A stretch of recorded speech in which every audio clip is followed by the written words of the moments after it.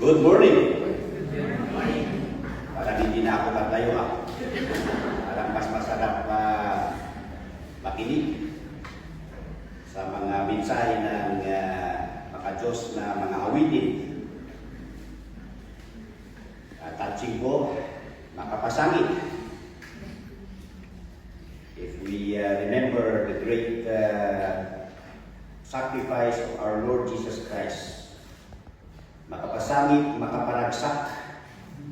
Are you blessed?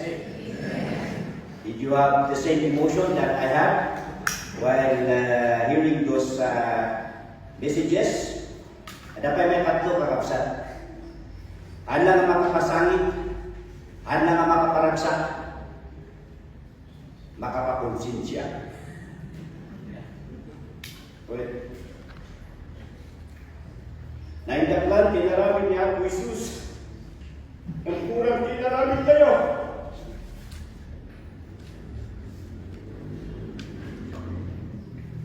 As I hear the music, there will come a time in heaven when these songs will be played and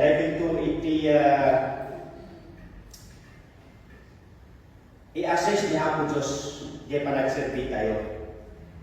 So mamaya, no nakabalinan na oray di Domingo, ikan tayo dahil because it challenges, it reminds us nga nakurang di maraming tayo. Idi damo tayo na naisalaman, we are on fire, di ba? But as the years go by, kumusta? Itibiyat tayo. Do we still have that same fire in our hearts, desire and passion? So that, thank you again, choir. Iti kansion, tatlo, it reminds us. Well, this message is another privilege for me to talk about our Lord and Savior Jesus Christ. We have studied about His deity, being God, being man, His humanity. So that our theme for today is about the work of the Lord Jesus Christ on the cross. And to mind you, the title of the cantata was It Was Finished on the Cross. So that the crucifixion of the Lord Jesus Christ, this is the final culmination of the incarnation and humanity of the Lord Jesus Christ. Well, the reason of His death on the cross. Letter A, sin demanded a payment. Yan po. Hindi lang po utang ang kailangan bayaran, pati kasalanan kailangan bayaran. So that's the first point. The reason of Christ's death on the cross is that sin demanded a payment. Romans 5:12. It says there, wherefore, as by one man sin entered into the world, and death by sin, so death passed upon all men, for that all have sinned. Nang dahil lamang sa isang tao. Sino bang tao yan? Si Adam. Akala ko ba si Eva? Yung lalaki naman ang siningil dito. Sino ba talaga ang nagkasala? Yung babae o yung lalaki? Ha? Well, of course, si Eve yung unang natukso. But then the accountability fall on Adam because he is the man, he is the leader. At nung pinasa kasi ni Eve yung fruit, then Adam just took it. So that the accountability fall on Adam because he directly received the command. Ayan po. And because of him, we all became sinners. So we do not need to commit mistake to become a sinner. We sin, it's because we inherited this sin from our first parent, Adam. So that sin entered through Adam, so that lahat naman ng tao ay galing sa kanya. So that pinanganak tayong makasalanan. So that kahit na hindi mo turuan ang mga bata na gumawa ng masama, pag bata sila, napaka-cute. Ang gandang lampingin ano. Pero kapag lumalaki na sila, nagmamanifest na yung kakulitan nila. Yan. That's another proof that we are all born sinners. And because of that, sabi dito sa verse 19, for us by one man's disobedience, many were made sinners, so by the obedience of one shall many be made righteous.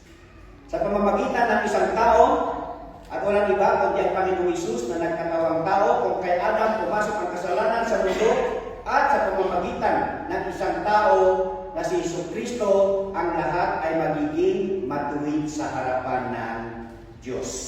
Napalala po ito. Verse 20, moreover, the law entered and that offense might abound, but where sin abounded, grace did much more abound, that as sin hath reigned unto them, even so might grace reign through righteousness unto eternal life by Jesus Christ our Lord. Romans 6:23, for the wages of sin is death, but the gift of God is eternal life through Jesus Christ our Lord. Secondly, the reason of Christ's death is that it was foretold, prophesied. In Daniel 9:26, and after 62 weeks shall Messiah be cut off. Even before it was already foretold the death of the Lord Jesus Christ, the Messiah. This is the timetable of Daniel about prophecy. In Zechariah 13:7, awake the sword against my shepherd and against the man that is my fellow, said the Lord of hosts, smite the shepherd and the sheep shall be scattered, and I will turn mine hand upon the little ones. So may mga verses na nagsasabi that there will come a time that the Savior will be born, and he will not end up being born, but he will be a sacrifice. Isaiah 53:8, he was taken from prison, from judgment, and who shall declare his generation? For he was cut off of the land of the living, for the transgression of my people was he stricken. Yan. The reason of Christ's death, pangatlo, it was appointed by God. Isaiah 53:6, all we like sheep have gone astray, we have turned everyone to his own way, and the Lord hath laid on him the iniquity of us all. Pinakaw sa kanya lahat ng ating mga kasalanan. 53:10, yet it pleased the Lord to bruise him, he hath put him to grief. When thou shalt make his soul an offering for sin, he shall see his seed, he shall prolong his days, and the pleasure of the Lord shall prosper in his hand. And Stephen reminded the Israelites, Acts 2:22-23, ye men of Israel, hear these words. Jesus of Nazareth, a man approved of God among you by miracles and wonders and signs, which God did by him in the midst of you, as ye yourselves also know, him being delivered by the determinate counsel and foreknowledge of God, ye have taken, and by wicked hands have crucified and slain. So those are the reasons of Christ's death. So hindi po actually bago, it was being anticipated by the Jews. Secondly, the meaning of Christ's death on the cross. Ano ba ang ibig sabihin ng kamatayan ng Panginoong Hesus? Una, letter A, it means propitiation. Ano ba ang propitiation? Andyan, appeasement. Ano ba sa Tagalog ang appeasement? Pangpalubang loob. Okay? Pangpakalma. Kaya pag nag-away yung mag-asawa, si husband bibili ng siupaw pag uwi para pampakalma pagdating sa pintuan. Yan. And appeasement also means comfort. Para maginhawaan. Ayan. This is being practiced actually ng mga ng ating forefathers. Di ba? Pag nagkasakit yung ating mga mahal sa buhay, pumupunta tayo sa albularyo. Kasi mostly ang tinuturo sa atin, ang mga sakit, ang mga sakuna ay galing sa ating mga hindi nakikilalang mga Diyos-Diyosan. At para mapakalma sila, at para sila ay ma-comfort, then tayo ay nag-aalay ng animal sacrifice. Ayan. Ano ba yung animal sacrifice natin mga iguro? Ha? Maitim na baboy. Oo. Kaya pag si Brother Julio Palispis ang nag-share ng gospel sa mga kasama nating mga iguro, malig-malig daw yung ating animal sacrifice dahil maitim. Dahil yung animal sacrifice sa Bible dapat maputi eh. No? Maputi, na tupa. Yan. Kaya yung aming batchmate, si Tolentino, kung sa slaughter, di ba pag nagsasacrifice, dapat talagang itim lahat. Kaya pag may puti, pinipinturahan niya. So maraming napiki. Ano tinapiki? Apan giman ang tibaroy. Yeah. Pinturahan na din mo raw. Yeah. But those are our practices because we believe that when we do animal sacrifice, then we appease our gods. Yeah. And actually, that is a carry over from the Old Testament actually. Pero nung natapos na napadugo si Jesus Christ, wala nang ibig sabihin yung animal sacrifice. Yan. So that when we share the gospel to our fellow Igorots, we emphasize na tapos na ang ibig sabihin ng padugo. Dumugo na ang Panginoong Jesus. Kaya hindi na natin kailangan yung mga sacrifice na yan to appease. Because the sacrifice of the Lord Jesus Christ already appeased the holiness, the requirement of holiness, and that is already paid by the perfect life of the Lord Jesus Christ. 1 John 4:10, "Herein is love, not that we love God, but that He loved us and sent His Son to be the propitiation for our sins." Romans 3:25, "Whom God hath set forth to be a propitiation through faith in His blood, to declare His righteousness for the remission of sins that are past through the forbearance of God." 1 John 2:1 and 2, "My little children, these things I write unto you, that ye sin not. And if any man sin, we have an advocate." Advocate means defense lawyer. "With the Father Jesus Christ, the righteous, and He is the propitiation for our sin." Yan. Galit na galit ang korte ng langit. Ngunit meron tayong pampalubag loob sa mga huwes doon sa langit. "And He is the propitiation for our sins, and not for ours only, but also for the sins of the whole world." Sa lahat. Number 2, or letter B, ang ibig sabihin ng kamatayan ni Jesus is atonement. Ang ibig sabihin ng atonement, a covering. Yan. Ano ba ang ginagamit natin na covering? Of course, tayo ay nagdadamit. Di ba, nung nagkasala si Adam and Eve, they found themselves naked. Yan. So that God knit and they covered themselves with leaves. So, leaves imply temporal covering. So, ang Panginoong Isus, ang Panginoong Diyos, nag-sacrifice siya ng isang animal para magkaroon ng damit. Si Adam and Eve. A covering. So that's the exemplification.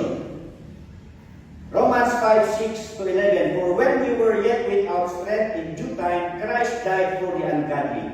For scarcely for a righteous man will one die, yet peradventure for a good man some would even dare to die." Maaari siguro ibigay ko ang aking buhay sa isang mabait. Anin ko naman ay ibigay yung aking buhay sa isang mas makasalanan kaysa sa akin. Pero it says here the Lord Jesus Christ, but God commended His love toward us in that while we were yet sinners, Christ died for us. Much more than being now justified by His blood, we shall be saved from wrath through Him. For if when we were enemies, we were reconciled to God by the death of His Son, much more being reconciled, we shall be saved by His life. And not only so, but we also joy in God through our Lord Jesus Christ, by whom we have now received the atonement. Anong ibig sabihin ng atonement? Ito yung awit na Rock of Ages. Tayo ay nasarahan. Sinaraduhan tayo. We are being covered. Kaya ngayon, ang tingin ng Diyos sa atin, hindi na tayo makasalanan. Tayo na ay matuwid sa harapan ng Diyos. Dahil ang nakikita na ng Diyos sa atin ay yung dugo ni Kristo Jesus. Ang pagkamatuwid ng Panginoong Jesus sa atin. Kaya ngayon yung motivation na dapat tayo mga Kristiyano ay tayo ay mabuhay na banal dahil tayo ngayon ay nilinisan ng Panginoon. We are covered. And we are declared. Dineklara tayo ng korte ng langit na tayo ay matuwid. Yan. Kaya hindi na babagay na ang tingin ng Diyos sa atin tayo ay matuwid, pero ang ating buhay ay puro namang kasalanan. So hindi tayo maaaring magpatuloy sa kasalanan, sabi na Apostle Paul. So that this covering is exemplified by the coats of skin God provided for Adam and Eve after their fall into sin. This is also exemplified during the Passover or Passover lamb. Doon sa Exodus chapter 12, yung last plague, di ba? Para ipahintulot ni Pharaoh na yung mga Israelites ay ilid ni Moses na pupunta sa Canaan is that the Lord said He will kill all the firstborn. At para hindi madama yung mga firstborn ng mga Israelites, ay sinabi ng Diyos na kailangan nilang lagyan ng dugo out of sheep, out of lamb, yung kanilang mga hamba, yung hamba ng kanilang mga bahay. Dahil sa gabi yun, ay the angel of death will visit Egypt. At lahat ng bahay na walang dugo doon sa kanilang pintuan ay mamamatay yung kanilang unang anak. Firstborn. And you know what happened? Hindi lang firstborn actually ng mga tao, pati mga firstborn ng mga animals nagkadamatay. Yan. Pero yung mga Israelites, yung mga naniniwala, sa warning ng Diyos ay nilagyan nila ng dugo yung kanilang mga bahay. So that they were accepted doon sa plague na yun, they were covered by the blood of the Lord Jesus Christ. That's the meaning of atonement, a covering. Pangatlo, the meaning of Christ's death is substitution. Taking the place of another. In other words, vicarious. Vicarious means substitution. Instead of us dying, someone died for us. Kaya nga sinasabi natin na ang kaligtasan ay it's not cheap. Dahil sinasabi nila, ganun lang ba ang kaligtasan? Ba't maniwala ka? Ang dali naman. Kasi nasanay ang mga Pilipino na mahirap maligtas, di ba?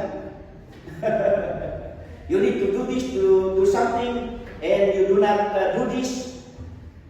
So that through that practice, we are so religious na parang hindi natin tanggap na ganun lang, maliligtas tayo. Pero all the while, hindi nila naintindihan na hindi na natin kailangan maghirap dahil meron nang naghirap para sa atin eh. Di ba? Katulad yung mga anak ng mga OFW. Bakit madali lang ba ang pera doon sa abroad? Ha? Pero yung mga karagdagang anak na pinapadala ng pera, enjoy na enjoy sila. Hindi nila pinapahalaga, pero pawis at dugo ang sinakripisyo doon. Meron nang naghirap sa kanila. So that's in salvation, naghirap ng Panginoong Isus sa atin. Because He took our place. Instead of us suffering for our sins, then He gave Himself. Because in John chapter 10, verse 11, I am the good shepherd. The good shepherd giveth his life for the sheep. Yan. In the Bible, this substitution was exemplified by the release of who? Barabbas. Di ba? Kasi merong pista eh. Kasi sabi ni Pilate, wala naman ako nakikita kasalanan si Jesus, bakit kailangan nating parusahan siya? So sabi ng mga Hudyo, meron tayong, o dito nag-decide si Pilate, meron tayong piyesta na ako ay nagre-release ng isang bilanggo. So that para makumbinsi ang mga Hudyo na palayain si Jesus, ang kanyang, kahit na hindi siya siguro yung candidate ng parol, pero basta lang gusto ni Pilate na makita ng mga Hudyo na ang taong ito ay talagang ito ang pinakamakasalanan lahat doon. It's not worthy of parol, pero siya yung ginawa. Dahil ang akala ni Pilate, siya ang pipiliin, si Jesus ang pipiliin na i-release. Pero sino ang i-release? Barabbas. They rather shouted that the Lord Jesus Christ will be crucified and Barabbas will be released. So that he took the place of Barabbas. And Barabbas is our representation. Na tayo ay makasalanan and the Lord took our place. Okay. Number 4, redemption. Ang sarap na pag-aralan, no? Ang ibig sabihin ng kamatayan ni Jesus. So, pang-apat is redemption. Ang ibig sabihin ng redemption is to buy back or to purchase. So, when you say redemption, bayan ang pinag-uusapan dito, mga kapatid. 1 Peter 1:18-19, for as much as you know that you were not redeemed with corruptible things as silver and gold from your vain conversation received by tradition of your fathers or from your fathers, but with the precious blood of Christ as of a lamb without blemish and without spot. Ano ba ang mas mahalaga na bayan? Ginto or buhay? Siyempre, mas mahalaga ang buhay. So, ano ma-hold up kayo, itadyon na kapita kayo. Tapos, importante na itabiyag yun niya.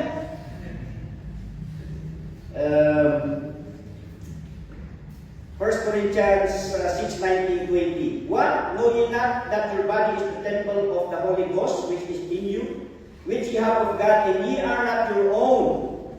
For ye are bought with a price, therefore glorify God in your body and in your spirit, which are God's. Yan.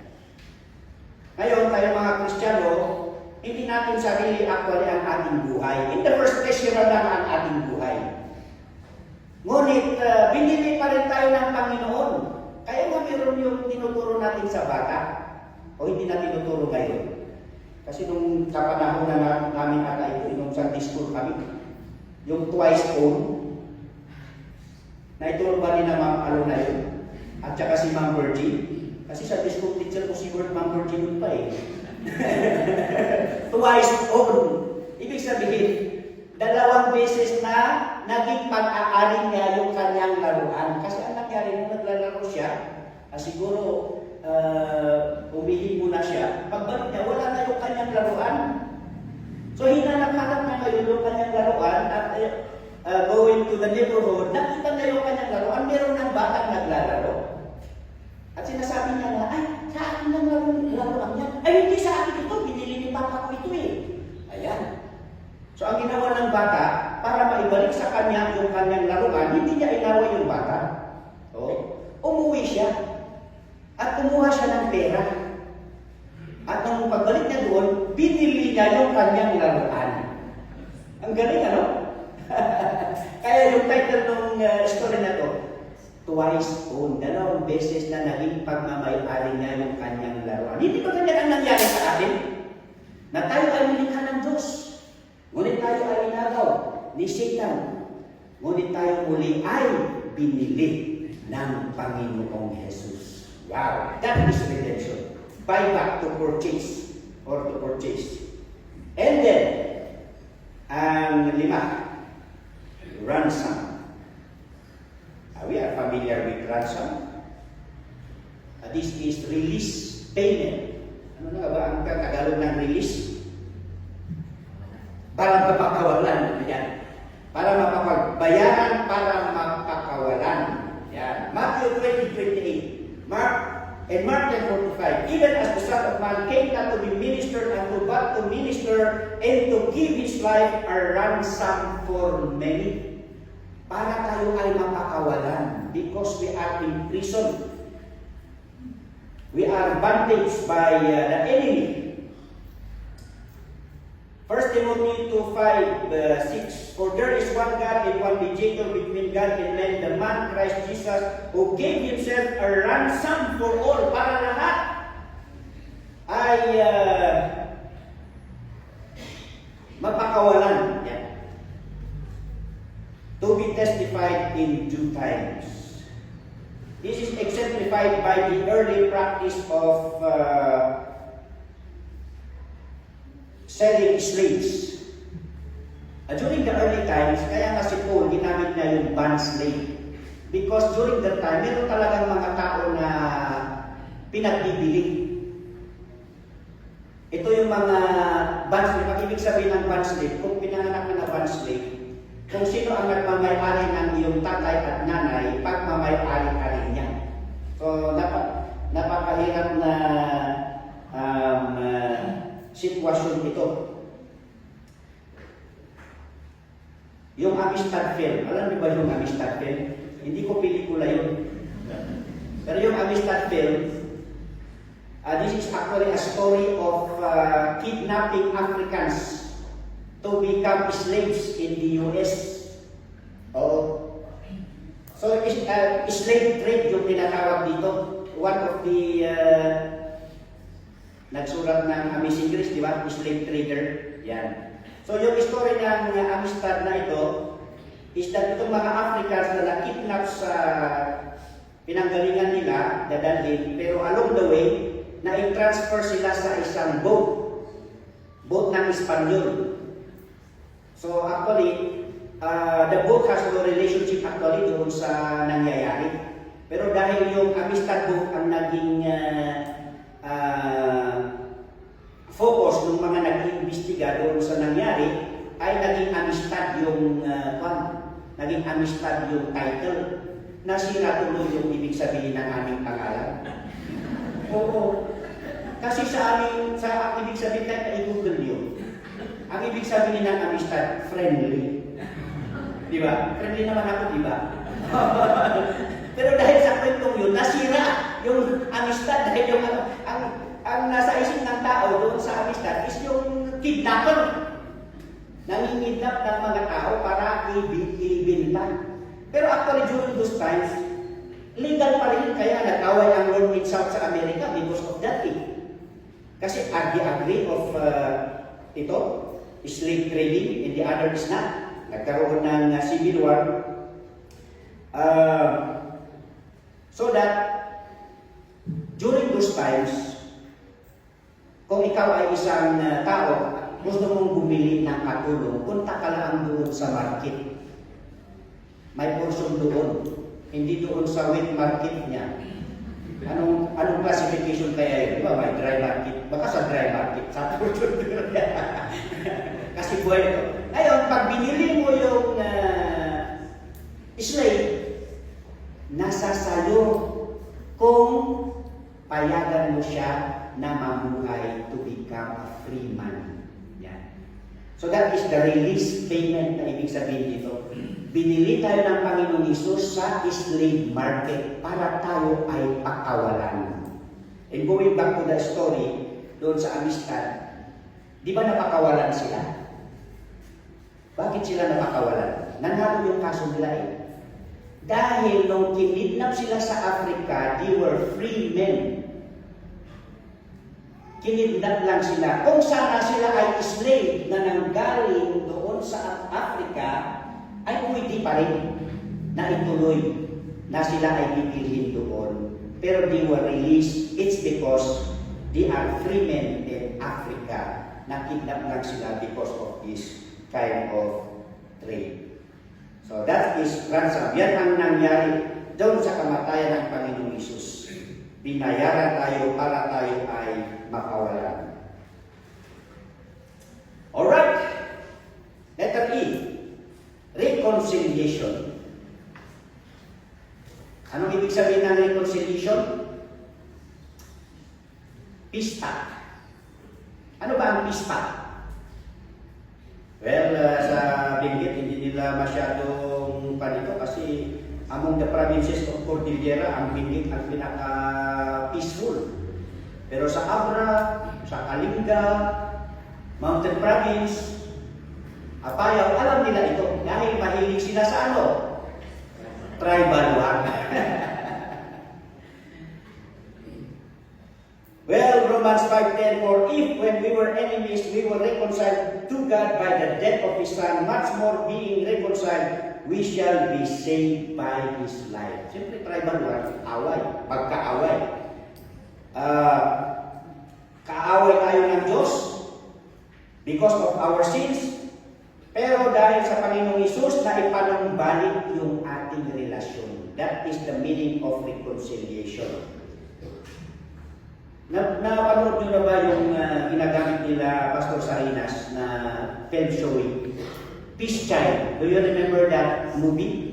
Ano ang kwento ng Peace Child? Sa Irian Jaya. Sa ano na yun? Mga tribo. Papua New Guinea. Ang nangyari dito, pumunta yung missionary. Kinukwento niya ang patungkol kay Jesus.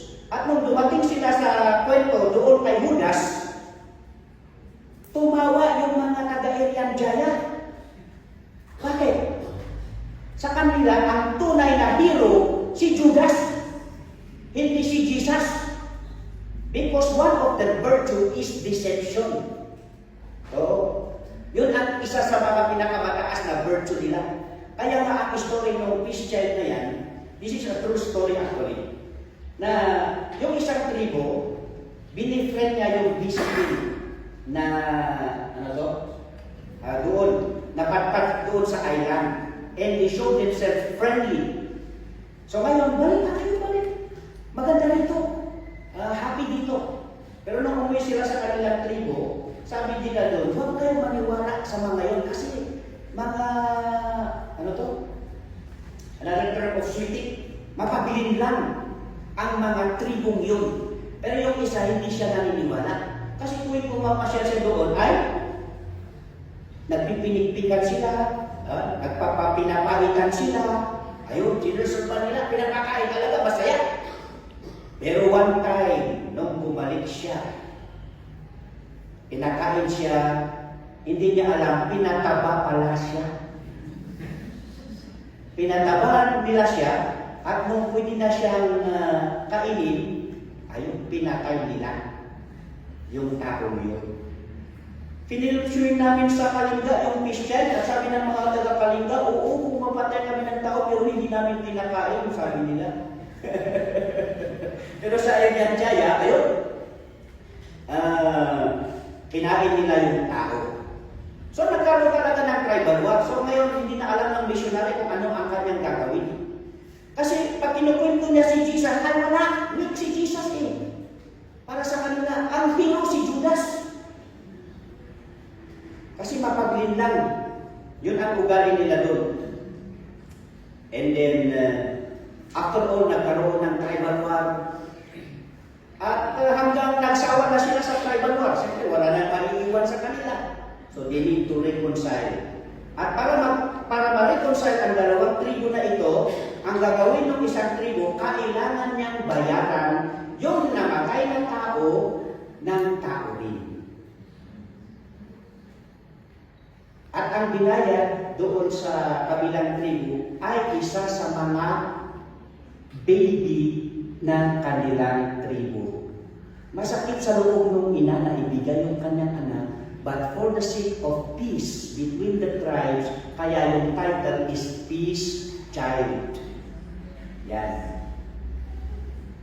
Yun ang redemptive analogy na ginamit ng missionary. Doon niya na-explain yung John 3:16. Kaaway tayo ng Diyos, kaaway natin ang Diyos. Ngunit dahil sa kanyang anak, bugtong na anak, nagkaroon tayo ng peace pact, reconciliation.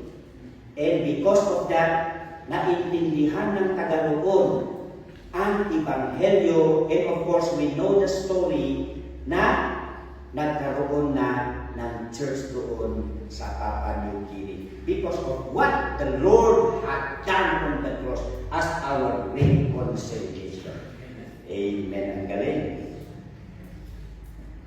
So the result of Christ's death on the cross. Letter A, redemption in relation to sinners. Nabayaran, ang ibig sabihin, nabayaran na tayo ng Panginoong Hesus. So hindi na natin problema ang kaligtasan. Bayad na. Ang iyong lamang gagawin ay maniwala at tanggapin si Jesus. Ginawa niyang libre kaya hindi na mahirap ang kaligtasan. Ephesians 1:7 and Colossians 1:14, in whom we have redemption through His blood, the forgiveness of sins according to the riches of His grace.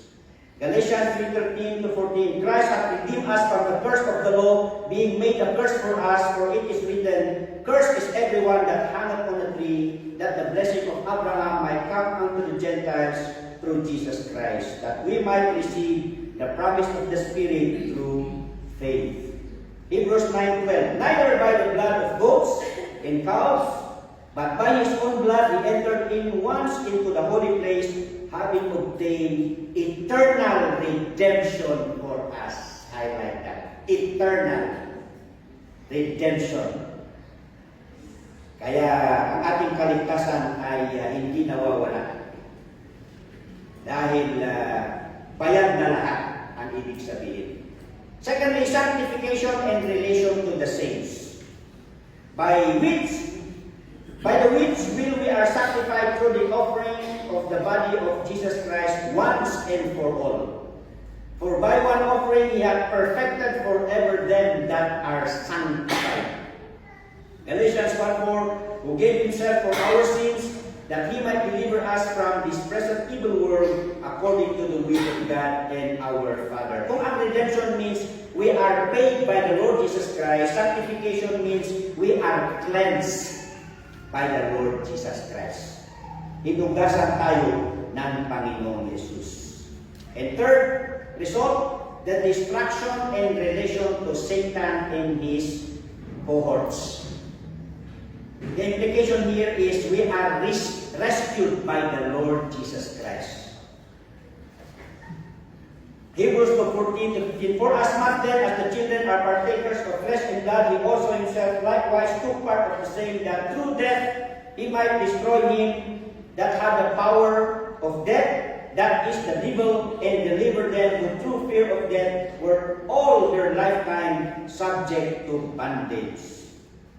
Colossians 2:15, in having spoiled principalities and powers, He made a show of them openly, triumphing over them in it. 1 John 3:8, he that committed sin is of the devil, for the devil sinned from the beginning. For this purpose the Son of God was manifested, that He might destroy the works of that devil. Kaya nga takot na takot yung mga demonyo nung dumating si Jesus Christ. Ano? Sabi nila, bakit nandito ka na? Bakit ka dumating? Akala ba namin yung timetable namin sa kinabukasan pa? Yan. Then alam nila na darating yung panahon na sila talaga ay ilalaglag doon sa apoy. Dagat-dagatang apoy. So by the death of the Lord Jesus Christ, they obtained victory. And John 10:10, the thief cometh not but for to steal, to kill, and to destroy.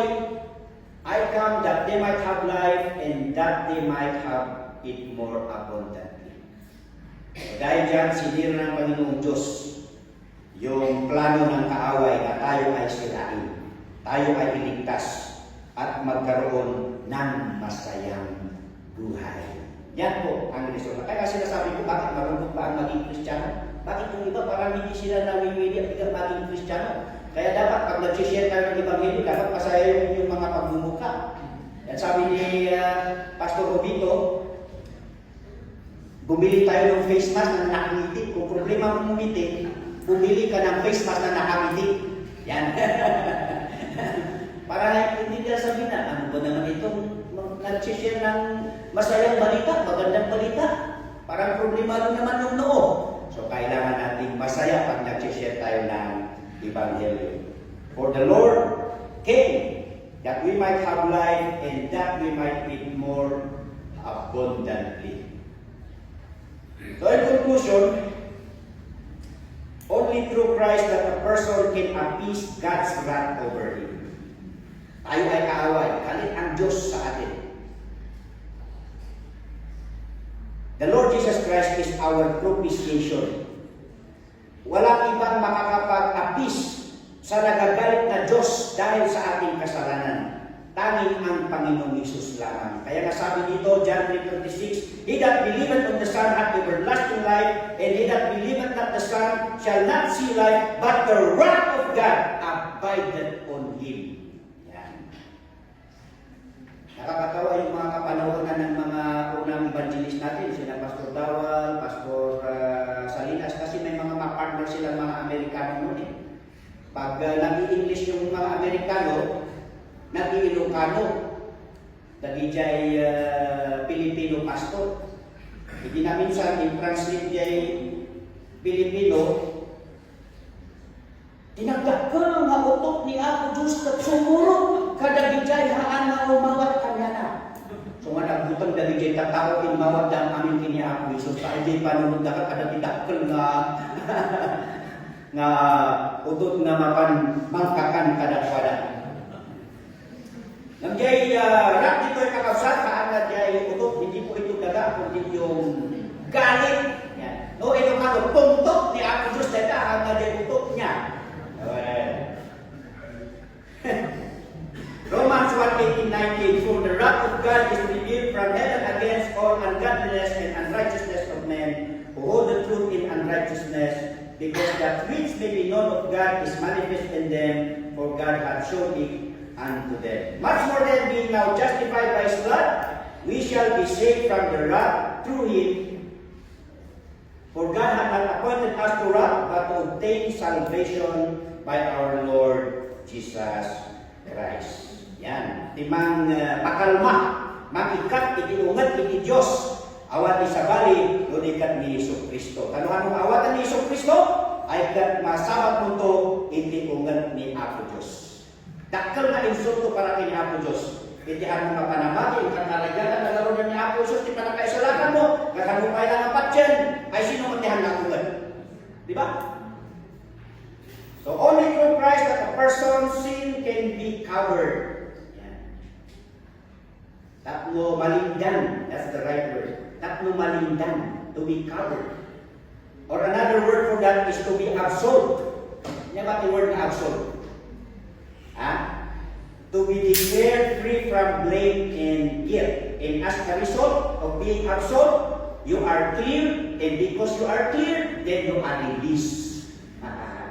That's the word ransom, you are released. You are clear, you are sanctified. And third, only through Christ that a person can be saved and go back to his Creator. The Kristo Jesus, for there is mediator, one mediator between God and man, that is the Lord Jesus Christ. So the title of our cantata is It Was Finished on the Cross. Let me again reiterate and emphasize this. No, ibaga tayo nga nalpas ijay cross iti panakaisalakan. We are saying here that salvation is the work of the Lord Jesus Christ. Trabaho ni Iso Kristo iti panakaisalakan. Katuna tayo, salvation is not easy because someone already made the hard work. So nga nalakap kada tayo, it became free. Actually talaga nakalakat libre nga ron. And dahil nga nalpas na trabaho ni Jesus Christ, it takes faith to receive it. Yan. Kailangan itipamati tapno maawa mo dahil nga panakaisalakan. And how do we put our faith on the finished work of the Lord Jesus Christ? Dahil the question. Yan. Kasano tayo ngayon na ikabit ipamati tayo itinalpas na trabaho ni Kristo Jesus? Of course, number one, believe it. Yan. Patyon. Yeah. Number two, you receive it. Awatan. Regalo nga rin. Oray no regalo, nung anong awatan di.